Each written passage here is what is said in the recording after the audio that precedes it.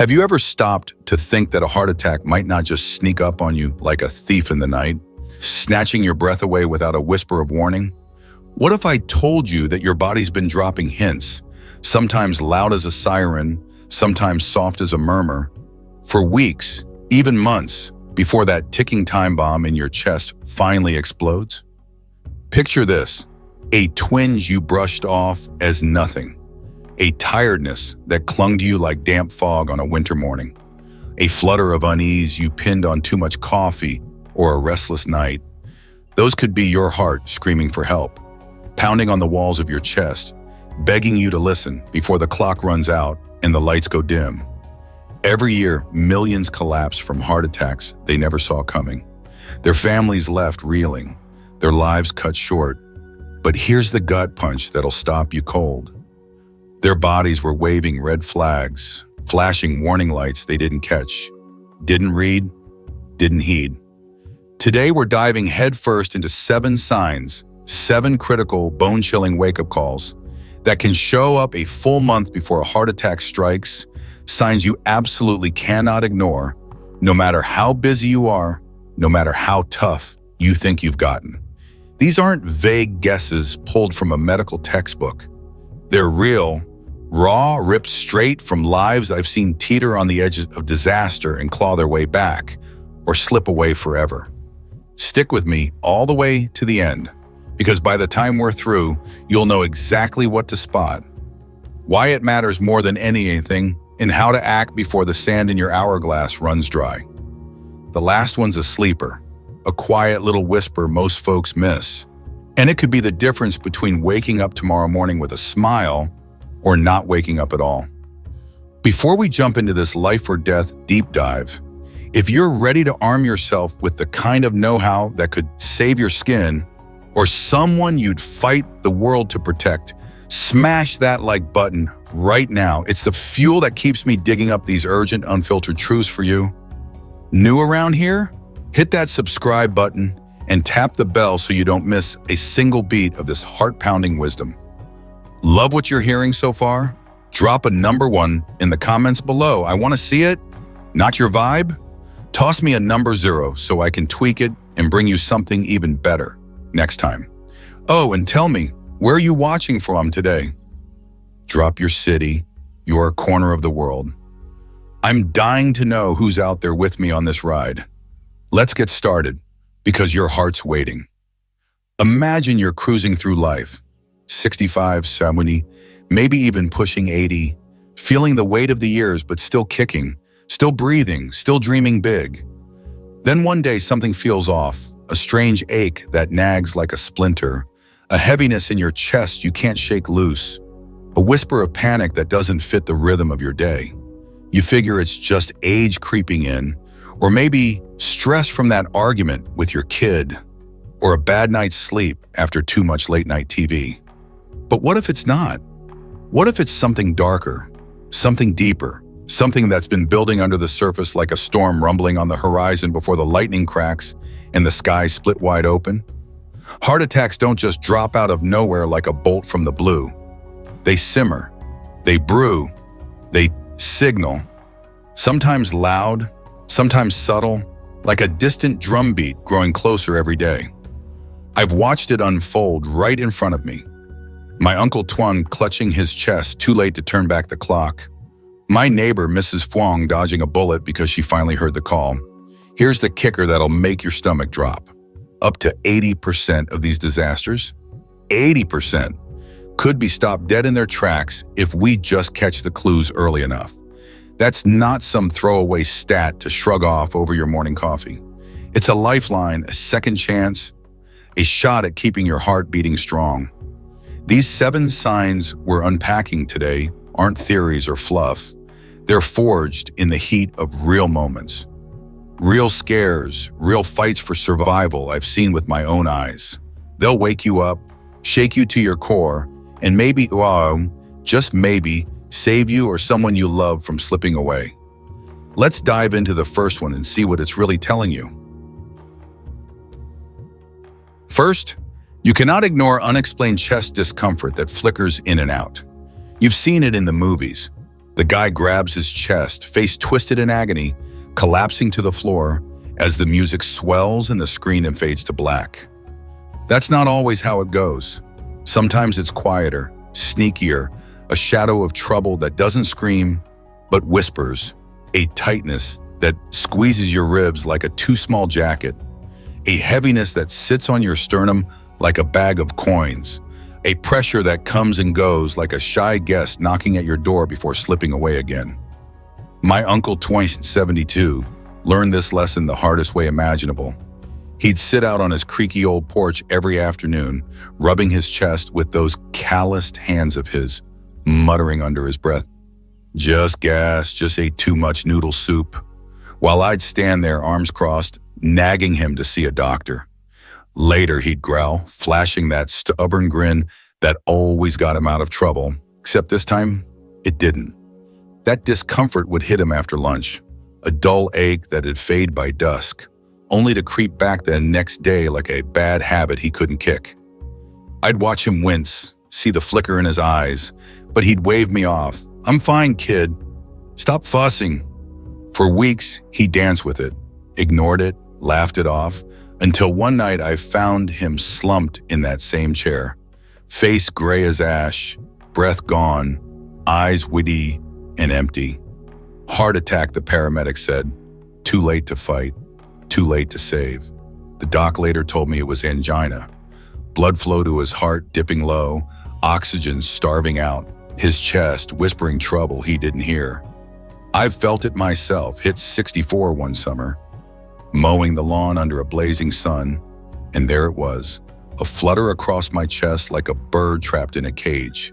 I brushed it off as heat, dehydration, maybe too much iced tea, but the next day it lingered, a quiet nudge I couldn't shake. Bolted to the ER, heart pounding not just from the scare, tests came back clear, thank God, but that moment stuck with me like glue. Uncle Tuan didn't make it. My friend Mr. High did. He had that same flicker.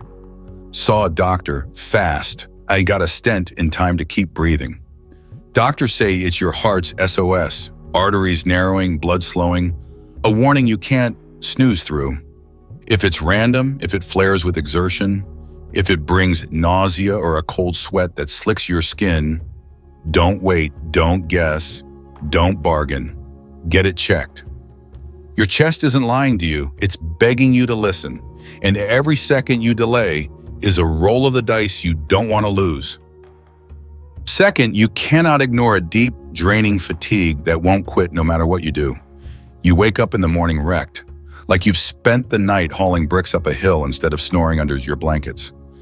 Everyday stuff, carrying a grocery bag to the car, climbing a handful of stairs, even tying your shoes, feels like scaling a mountain with a backpack full of rocks.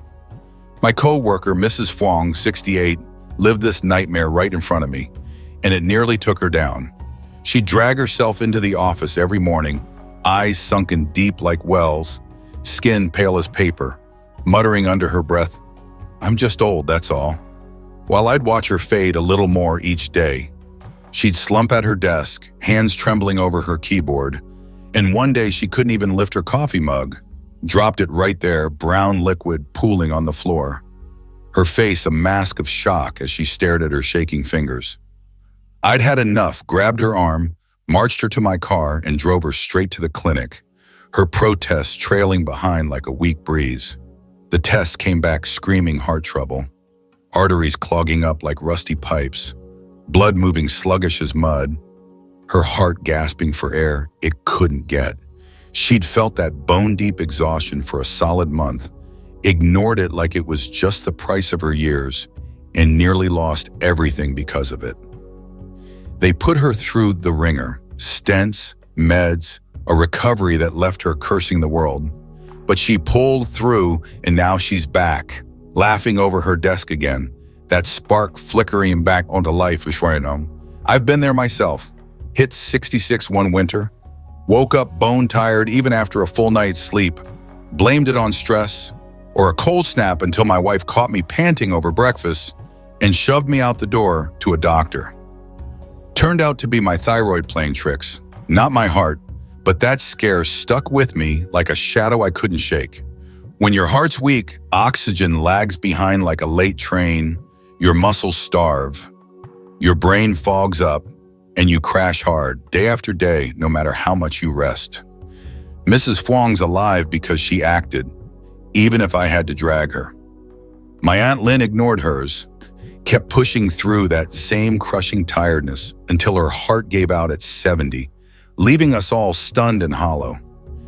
If rest doesn't fix it, if it's new and heavy like a wet coat you can't shrug off, don't wait. Run to a doctor, get your blood checked, your heart scanned. Your energy's not just gone, it's signaling, shouting, pleading for you to hear it before it's too late.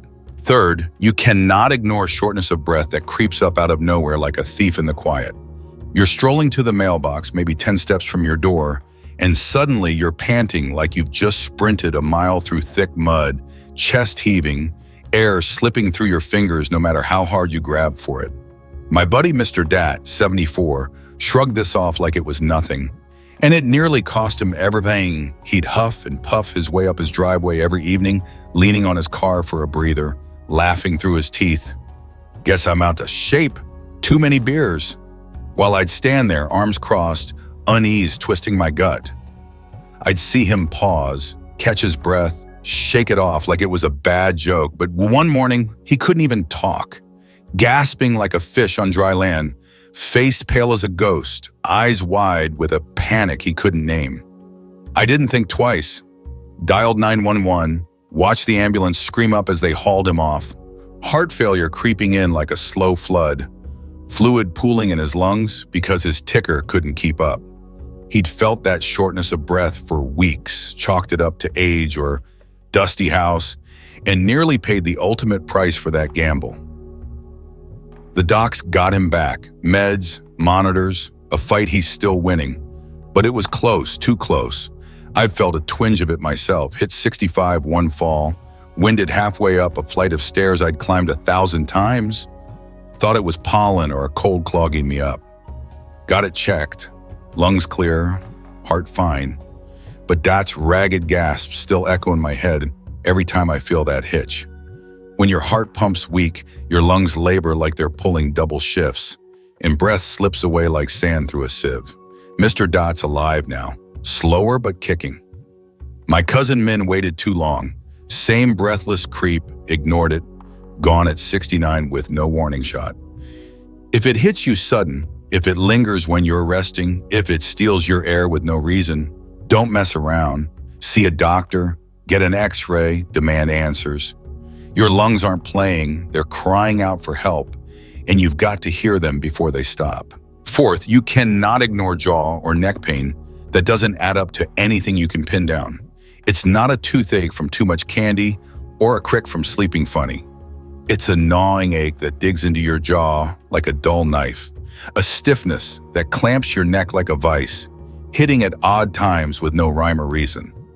My neighbor Mrs. Lan, 71, missed this sign, and it nearly took her out before we knew what was happening. She'd sit at her kitchen table every morning, rubbing her joy with those frail hands, wincing as she chewed her rice, blaming it on tough grains or a bad bite while I joke across the fence, "You need softer food, Lan." She'd laugh it off, shake her head, but one day I caught her clutching her neck, eyes squeezed shut, dizzy as a top. I knew it wasn't right. Rushed her to the hospital, tires squealing, her breathing shallow, and the doc dropped the bomb. Heart attack looming, pain radiating from her chest through nerves she didn't even know could scream like that. She'd felt that ache for a month, ignored it like it was nothing, and it was building to a cliff. She almost fell off. Surgery saved her. Bypass, a fight, tears, but she's back now, sipping tea, scolding me for worrying. I've had it myself. Hit 63 one spring, jaw tight as a drum after a long hike. Thought it was tension from arguing with my son. Got it checked, clear, just stress. But Mrs. Land's pale face lingers in my mind every time my neck twitches. Doctors say it's the vagus nerve playing tricks. Heart pain hiding in your jaw, your throat, even your teeth, because your brain can't tell the difference when the signals get scrambled. Mrs. Land's here, tougher than ever. My Uncle Vin didn't bother checking his. Same ache, same dodge, gone at 73 with no second chance. If it's random, if it flares with sweat or a racing pulse, if it's new and weird, don't guess, don't wait. Get it scanned, get it sorted. Your jaw's not joking, it's pleading for you to act. Fifth, you cannot ignore dizziness that tilts your world like a ship in a storm. You stand up from your chair, and the room spins. A wave of lightheadedness crashes over you, a floaty unsteadiness that makes your knees wobble and your hands grab for something solid. My old boss, Mr. Trung, 76, ignored this until it almost flattened him. He'd sway at his desk in the office, papers slipping from his grip, laughing it off with a shrug. Low sugar? Need a candy bar? While I'd frown from my corner, watching him brush it aside. One afternoon, he nearly fainted, lurched forward, caught the edge of his chair, face white as chalk. I yelled for help, heart pounding as we got him to the ER. Arrhythmia, they said, his heart skipping beats, blood flow faltering like a stuttering engine, brain starving for oxygen. He had felt that dizziness for weeks, dismissed it as age or a late night, and it was building to a collapse he barely dodged. Pacemaker fixed him, back at his desk now, barking orders, but it was a razor-thin save. I've swayed myself, hit 67 one summer, dizzy after a long phone call, blamed it on hunger or heat, got it checked, find just dehydration. But Trung's wobble haunts me every time the room tilts even a little. When your heart stumbles, your brain gets shortchanged, and you spin like a top with no string. Mr. Trung's sharp again, barking louder than ever. My friend Bao waited too long. Same dizzy spells. Ignored them. Stroke took him at 70 with no goodbye. If it's frequent, if it pairs with chest twinges or a racing pulse, if it hits out of nowhere, don't shrug it off. See a doctor, get an EKG, demand clarity. Your balance isn't breaking. It's begging you to hear it before the floor rushes up. Sixth, you cannot ignore sleep that turns restless and ragged like a war zone in the dark. You're bone tired when you hit the pillow, eyes heavy as stones, but sleep won't come. Or when it does, it's a mess of tossing, turning, waking up gasping like you've been underwater too long, heart racing in the shadows. My Aunt Mai, 70, fought this battle and nearly lost it. She'd jolt awake every night, panting like she'd run from a gesuzn, blaming it on nightmares or a lumpy bed while I'd hear her through the thin wall between our houses, restless as a caged bird. I'd ask over coffee, "You okay?" And she'd wave me off. Just dreams, old lady stuff. One night she couldn't settle, called me at 2 a.m., voice shaky, breathless. I sped her to the ER, tires screeching, her hands clutching mine. Heart strain, the doc said, oxygen dipping low, arteries tightening, sleep fracturing like cracked glass. She'd wrestled that restlessness for a month, ignored it like it was nothing, and it was building to a breaking point she barely escaped. Meds pulled her back, oxygen steady, sleep smoothing out, but it was close, too close. I've tossed myself, hit 64 one fall, restless after a stressful week, blamed it on too much coffee or a late movie, got it checked, clear, just nerves. But Mai's gasps echo in my ears every time I wake unsettled. When your heart falters, oxygen drops like a stone. Your brain jolts you awake, and sleep turns into a battlefield. Aunt Mai's here now, napping peaceful. My neighbor Tuan didn't check his. Same ragged nights, ignored them. Gone at 72 with no warning. If it's nightly, if it comes with breathlessness or a pounding chest, don't wait, don't guess. See a doctor, get a sleep test, demand answers. Your rest isn't random, it's roaring for you to listen before it stops. Seventh, you cannot ignore upper back or shoulder pain that lingers deep like a buried wound. It's not a pulled muscle from lifting too much or a kink from a bad chair. It's a dull, spreading ache that burrows into your shoulder blades, a weight that presses your upper back like a heavy hand you can't shake off. My grandma Lien, 79, dodged this bullet, but it was a fight I'll never forget. She'd knead her shoulders every evening, groaning low, old age catching up, while I'd watch from the couch, wary but unsure. She'd roll her neck, stretch her arms, laugh it off as years piling on. But one day it crept in hard, pain sharp with nausea, her face twisting. I grabbed my keys, drove her to the hospital, heart in my throat as she gripped the seat. Heart warning, the doc said. Arteries narrowing like clogged pipes, nerves radiating pain from her chest to her back. She'd felt that ache for weeks, ignored it like it was just time's toll, and it was building to a collapse she barely outran. Stents saved her, back in her garden now, pulling weeds with a grin. But it was a near miss that still chills me. I've ached myself, hit 66 one spring, back tight after raking leaves, blamed it on the shovel. Got it checked, clear, just strain. But Lien's hunched wince sticks with me every time my shoulders groan. Nerves play tricks, heart pain spills over, cries through your back, your arms, anywhere it can reach. Grandma Lien's planting again, tougher than the dirt she digs. My Aunt Hua didn't check hers. Same deep ache, ignored it, gone at 75 with no second shot.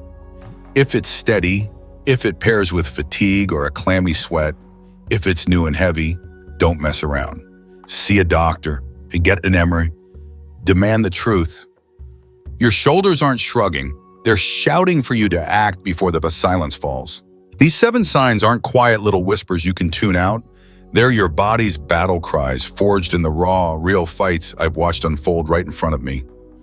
Uncle Tuan's flickering chest, Mrs. Fuang's crushing fatigue, Mr. Dat's stolen breath, Mrs. Lan's aching jaw, Mr. Trung's tilting world, Aunt Mai's ragged sleep, Grandma Lien's deep back pain.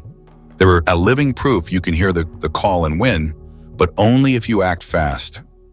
I've dodged my own bullets, dizzy spells at 67, tight jaws at 63, restless nights at 64, and learned the hard way every time. Listen, move, fight. The lesson's clear as daylight, fierce as a fist. Don't ignore these. Chest flickers that tease disaster, fatigue that drains your soul, breathlessness that steals your air, odd pains that don't fit, dizziness that spins you loose, sleep that turns to war, deep aches that weigh you down. Run to a doctor now, no excuses, no delays. Early's your shield, your armor, your chance. Late's your fall, a tumble into darkness you might not climb out of. What hit you hardest today? Tuan's porch collapse? Fuang's dropped mug? Lien's garden save? Drop it in the comments. I'm all ears, waiting to hear what's sticking with you. Love this? Smash that like button, hit subscribe, ring that bell. Let's keep saving lives together. Share this with someone you love. Your dad, your sister, your best pal, because these signs don't wait, and neither should they. See you next time, sharper, stronger, ready to fight for every beat.